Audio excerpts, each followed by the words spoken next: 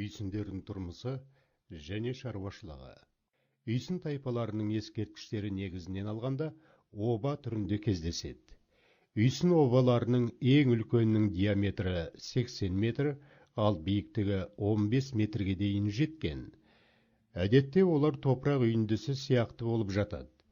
Үйсіндерден қалған ең құнды мұра 1939 жылы Алматы облысы Қаскелең ауданы Қарғалы сайының бойындағы Мыңшоқыда жүргізілген қазба жұмыстары барысында 2300 метр биіктікте қараңғы тау шатқалындағы Қарғалы үңгірінен табылған диадема тәж тәрізді әшекейлі бас киім тәті болып табылады.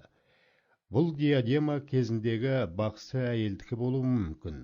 Өйткені үйсіндер адам бармайтын биік қараңғы жерлерге бақсы балгерлерді жерлеген.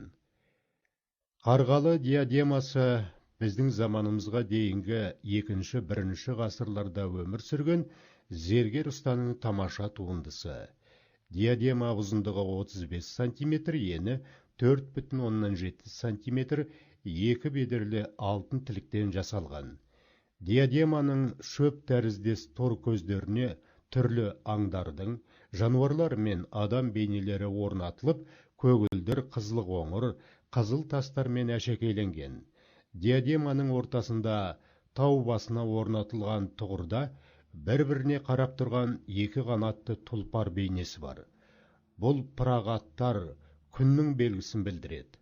Сол жақта қанатты барыс үстінде шауып келе жатқан әйел мен бұғы келе жатыр. Оның артында ешкі, айдақарға мінген адамдар бейнесі бар. Обалардан табылған мәдени мұралар үйсіндерде қолөнер кәсібінің болғанын дәлелдейді.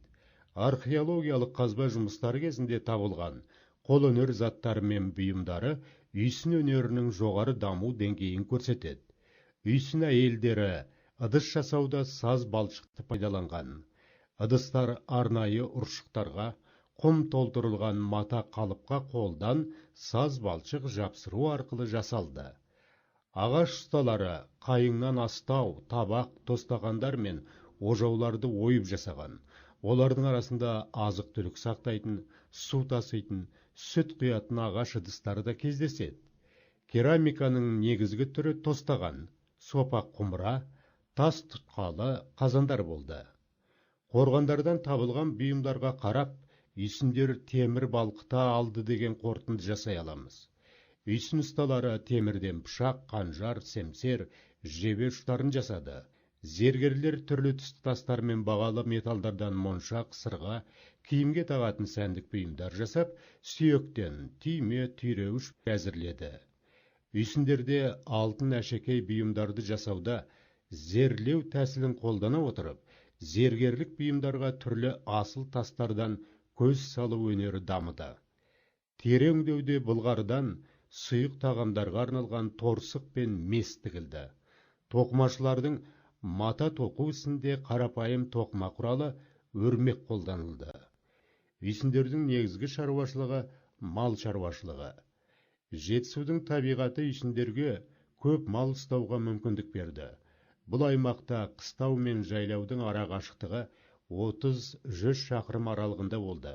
Сол себепті үйсіндер қыстау мен жайлауда, сонымен қатар тау бөктеріндегі жайылымдарда ұзақ уақыт отыра алатын. Үйсіндер алысқа көшіп қонуға және тебіндеуге ыңғайлы жылқы мен қойды көп өсірді. Сонымен қатар сиыр, ешкі, қос өркешті түйе, есек ұстады.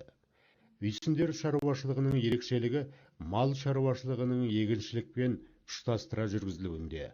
Олы көбіне тар мен арпа еккен.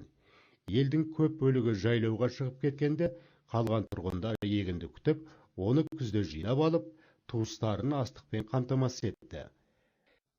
Көшпелі үйсіндердің баспанасы киіз үй болса, отырықшы үйсіндер кірпіштен және тастан салынған үйлерде тұрды.